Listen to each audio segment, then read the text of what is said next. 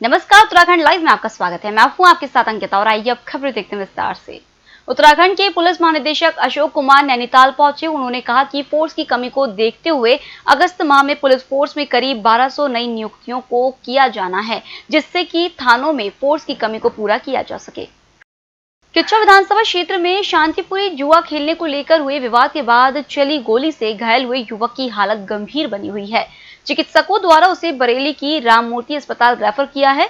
इधर police force आरोपी को पकड़ने के लिए शांतिपुरी समेत तमाम क्षेत्रों में दबिश दे रही है। गौरतलब है कि शांतिपुरी नंबर 4 उद्यम सिंह नगर निवासी मुक्को टाकुली का पवन पॉपुलर फार्म के मैदान में जुए को लेकर अपने ही एक दोस्त से विवाद हो गया। विवाद इतना बड़ा कि उसके दोस्त ने मुक्को टाकुली को गोली मार दी।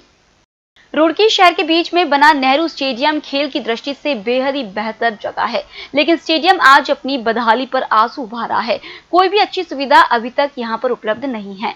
रुड़की विधायक प्रदीप बत्रा ने बताया कि राज्य सरकार से कई बार बजट पास हुआ है। 5 करोड़ का बजट भी नगर निगम में आया था। 3 बार मैं कहता हूँ मतलब घोषणा हो चुकी है। पहले हरीश रावत जी मुख्यमंत्री ने घोषणा करी थी, देवेंद्र रावत जी ने घोषणा करी थी और बजट भी निगम में 5 करोड़ रुपये का आया हुआ है। आज भी मैं आपको नंबर देता हूँ उसका। और उनकी राजनीतिक कारणों के वजह से सड़क को काम रुक जाता है बार बार। असल में स्पोर्ट्स कॉम्प्लेक्स बनाया हुआ है। स्पोर्ट्स कॉम्प्लेक्स के लिए जो क्रीड़ा विभाग है वो कहते हैं कि स्टेडियम हमें हैंड ओवर करा जाए, नगर निगम कहता है कि हम अपने स्तर से काम कराएंगे। यहाँ कहीं ना कहीं बात हो जाती है, तो इसलिए वो उसका जो है उधार नहीं पा रहा है। तो आपके द्वारा क्या सबसे प्यास ये है कि भाई कम से कम इसमें खेलने का मैदान, लोगों के बैठने की जगह, शेड्स और बास्केटबॉल ग्राउंड और बैडमिंटन कोर्ट वगैरह इसमें बन जाए। तो उसके लिए मैं प्रयास करता हूँ कि जो पैसा मंजूर हुआ है 5 करोड़ रुपये, निगम उसमें पैसा लगाए और स्टेडियम को जो है एक मिनी कॉम्प्लेक्स का उसको। कांग्रेस कार्यकर्ताओं ने भाजपा वादा निभाओ, बिंदु खत्तर राजस्व, गांव बनाओ सहित विभिन्न मांगों को लेकर क्षेत्र में लगभग 3 किलोमीटर तक पदयात्रा निकाली। वहीं पदयात्रा के दौरान कांग्रेस कार्यकर्ताओं ने भाजपा सरकार के खिलाफ जमकर नारेबाजी करते हुए तहसील कार्यालय में पहुंचकर तहसीलदार के माध्यम से राज्यपाल महोदय को ज्ञापन सौंपा। मालिकाना हक की कार्रवाई अभी तक अमली जामा नहीं बनाया गया है, जबकि इनकी तो कार्यशैली में ही बहुत संशय है। इन लोगों ने कहा था कि बिंदु खत्ता को नगर पालिका का दर्जा क्यों दिया है, इसे हटाए, हम इसको राजस्व गाँव बनाएंगे। तो मगर ये 5 साल का अवधि बीत चुकी है। ये 5 साल में इनका एक भी जनप्रतिनिधि या एमएलए को या एमपी को उस क्षेत्र में आके उन्होंने ये नहीं बोला कि हम इसको राजस्व गाँव बनाएंगे। मेरा कहने का मतलब ये है, अगर नहीं बना सकते थे तो आपने इसको नगर पालिका का दर्जा दिया था, उसको क्यों हटाया? कहने का मतलब जब आपको बिच्छू का जहर निकालना नहीं आता तो सांप के बिल में हाथ नहीं डालना चाहिए आपने, तो क्यों नहीं बनाया? वैसे ही आपने हमारा जो वो बस अड्डा था, ISBT था, उस बस अड्डे को उन्होंने वहाँ से निस्तारण मना करवा दिया कि हम इसको अन्य जगह बनाएंगे। 5 साल के शासनकाल में इन लोगों ने सिवाय ज़मीन तलाशने के कुछ नहीं किया। लालकुआ विधानसभा में पूर्व में 2017 में जब चुनाव हुआ था, भाजपा ने कहा था कि हम बिंदु खत्ता को राजस्व गांव बनाएंगे। अब 5 साल पूरे होने वाले हैं, वो घोषणा इनकी 10 की 10 रखी हुई है। उसके बाद कांग्रेस समय में जितने भी विकास कार्य हुए, चाहे गोलापार का अंतर्राज्यीय बस अड्डा हो, अंतर्राष्ट्रीय जू हो, अंतर्राज्यीय स्टेडियम जिसमें खेल होने थे हमारे युवा भाइयों के, उसमें इस समय इतनी बड़ी घास जम चुकी है कि उसकी सफाई तक का नहीं कर पा रही है सकाई। उसके बाद इस बार दूसरी कोविड की लहर में स्वास्थ्य केंद्र जितने भी हैं हमारे सब वीरान पड़े हुए हैं।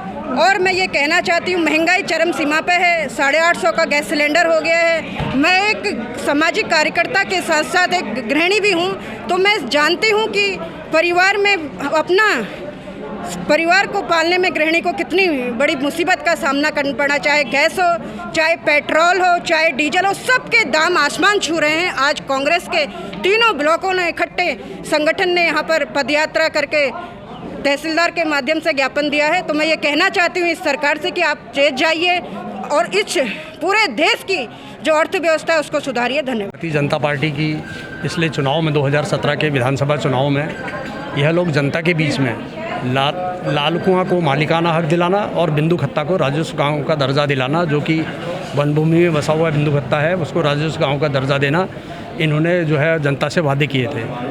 और उसी वादे में जनता जो है भ्रमित हो गई, क्योंकि केंद्र में जो है भारतीय जनता पार्टी की सरकार थी। तो उनको लगा कि अगर प्रदेश में भी भारतीय जनता पार्टी की सरकार आएगी तो हमें निश्चित ही इन 5 वर्ष के कार्यकाल में हमें बिंदु खत्ता को राजस्व गाँव का दर्जा मिलेगा। लेकिन इतना आज 4.5 वर्ष होने को हैं और इन्होंने जनता से इतना झूठ बोला। जनता इनके सारे कामों से त्रस्त है। इन्होंने जनता की मूलभूत समस्याओं को हल करने का कोई प्रयास नहीं किया। आप देख रहे हैं आज महंगाई कहाँ बढ़ गई है। भाई देखिए, सिलेंडरों के दाम बढ़ गए, पेट्रोल डीजल के दाम इतने बढ़ चुके हैं, तो ऐसे कैसे काम चलेगा। इसका जवाब तो अब जनता के पास यही है कि चुनाव में जो है वो इनको हराकर अपना बदला लेगी और आने वाली जो सरकार कांग्रेस की आएगी वो निश्चित ही आने वाले समय बिंदु खत्ता की समस्या और लाल कुआं की समस्या और गोलापार आदि क्षेत्र में जो भी समस्याएं हैं, इस क्षेत्र की जो प्रमुख मांगे हैं, उनको हल करने का पूरा प्रयास वो पार्टी करेगी। किच्चा के तहसील प्रांगण में कांग्रेस के कार्यकर्ताओं ने राशन कार्ड ऑनलाइन न होने के कारण प्रदर्शन किया। उन्होंने कहा कि प्रदेश की भाजपा सरकार की जन विरोधी नीतियों के कारण जनता को राशन जैसी मूलभूत सुविधाओं से वंचित रहना पड़ रहा है। राशन कार्ड ऑनलाइन ना हो सकने के कारण लोगों को राशन नहीं मिल पा रहा है। कोरोना महामारी के इस कठिन समय में जबकि लोगों के पास आय के साधन नहीं है, ऐसे समय में सरकार के द्वारा दिया जाने वाला राशन भी नहीं मिल पा रहा है। पूरे उत्तराखंड के अंदर ऑनलाइन जो कार्ड नहीं हुए हैं उनको राशन नहीं मिल रहा है। ये पूरे उत्तराखंड के अंदर ये गूंगी बहरी सरकार, अहंकारी सरकार जिसे 3/4 बहुत मिला था, आज वो मस्त है, जनता त्रस्त, इसको कोई चिंता नहीं। तो आज देश का प्रधानमंत्री मुख्यमंत्री कहते हैं अक्टूबर तक का राशन मुफ्त देंगे। अरे जो गरीब आदमी को देखिए, वो बेचारा जिनका ऑनलाइन नहीं हुआ, डिजिटल इंडिया की बात करते तो ऑनलाइन नहीं होगा, राशन मिल रहा। अरे जब तक ऑनलाइन नहीं होता तब तो उन लोगों को राशन मिलेगी, तो मर जाएंगे एकदम जल्दी से। लॉकडाउन में रोजगार में ना कुछ मिल रहा, वो नहीं देखा नहीं महिला क्या करे, मेरे आदमी को टीबी होगी, खाने के लिए पैसा नहीं, ये हालात हैं। बताइए गरीब क्या हो, गरीब मर जाएगा इस हालात में जो आज देश के हालात हो रहे हैं। बहुत इमरजेंसी का हवाला देते हैं, इमरजेंसी बदतर स्थिति होगी देश के अंदर, उत्तराखंड के अंदर।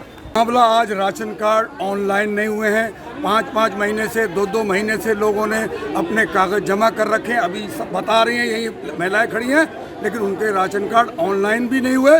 और अगर राशन कार्ड अगर ऑनलाइन नहीं हुए तो उनको राशन मिलना चाहिए था, वो राशन भी नहीं मिला है। इस अव्यवस्था के खिलाफ आज हम लोग यहाँ पर धरने पर बैठे थे, प्रशासन को जगाने के लिए, सरकार को जगाने के लिए कि ऑनलाइन राशन कार्ड जल्दी करो और नहीं तो कम से कम राशन लोगों को दो। इसके लिए हमने धरना दिया।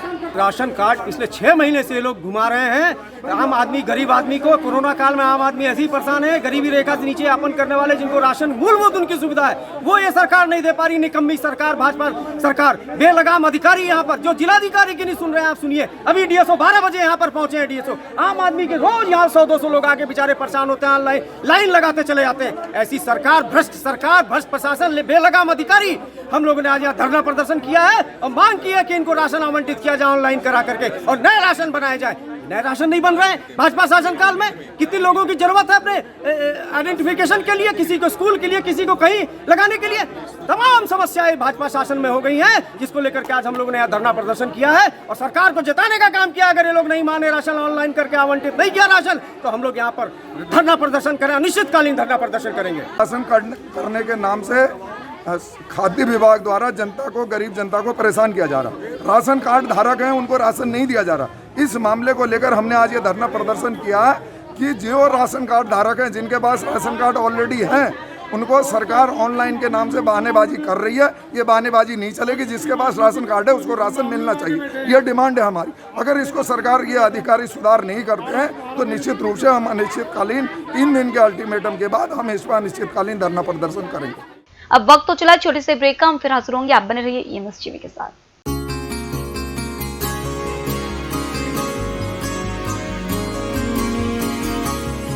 जन जन से हो ये मन जुड़ा, नित ये स्मरण करते हैं हम, हर जन की सेवा में रहे, अब ये वचन करते हैं हम। ना कोई अब पिछड़ा रहे, ना कोई अब वंचित यहाँ, निष्काम सेवा हम करें, अब मन में प्रण करते हैं हम, अब मन में प्रण करते हैं हम। गौरव धरा है देवभूमि, ये कसम खाते हैं हम, संकल्प से हर सिद्धि तक, न मेरे कभी डिगे कदम, न मेरे कभी रुके कदम। सेवा, समर्पण और विश्वास के 100 दिन, जनता के द्वार, तीरथ सरकार। ब्रेक के बाद आपका फिर से स्वागत है और अब बढ़ते अगली खबर की ओर। थाना भादराबाद में बीजेपी विधायक सुरेश राठौर के खिलाफ बलात्कार का मुकदमा दर्ज किया गया है। पुलिस ने कोर्ट के आदेश के बाद विधायक सुरेश राठौर के खिलाफ आईपीसी की धारा 376 के तहत मुकदमा दर्ज किया है। मुकदमा बीजेपी की नेत्री सुरेखा द्वारा दर्ज कराया गया है। भादराबाद एसओ का कहना है कि मुकदमा दर्ज कर लिया गया है, जांच करके अगली कार्रवाई की जाएगी। जसपुर विधानसभा में कई गांव ऐसे भी हैं जहां लोग सुविधाओं के अभाव में हैं। गांवों को शहर से जोड़ने वाली सड़कों की हालत बहुत दयनीय है, जिसकी वजह से लोगों को काफी परेशानियों का सामना करना पड़ता है। चुनाव के दौरान नेता यहां आते हैं और वोट बैंक की राजनीति करके चले जाते हैं। लोगों से बड़े बड़े वादे करते हैं, मगर धरातल पर कोई कार्य नहीं होता है। कासमपुर की ग्राम प्रधान सुषमा सैनी का कहना है कि बार बार सड़कों के लिए मांग की गई है, मगर कोई सुनने को तैयार नहीं है। उन्होंने सरकार से मांग की है कि जल्दी इन सड़कों का निर्माण हो ताकि लोगों को राहत मिल सके। ये जो बढ़िया वाले से भोगपुर मार्ग तुमके या डामपुर रोड जाती है, ये पर्यटन रोड भी कहलाती है। कि इसकी बहुत ज़्यादा बदहाली, बहुत ज़्यादा ही जर्जर हालत हुई पड़ी है। मैंने माननीय सांसद महोदय जी को भी बहुत बार लिखा था। माननीय सांसद महोदय जी ने भी हमें एक चिट्ठी डाली थी कि इसे बहुत जल्दी से जल्दी बनवाया जाए। सिर्फ केवल वादे के अलावा इनके ऊपर काम नहीं हो रहा।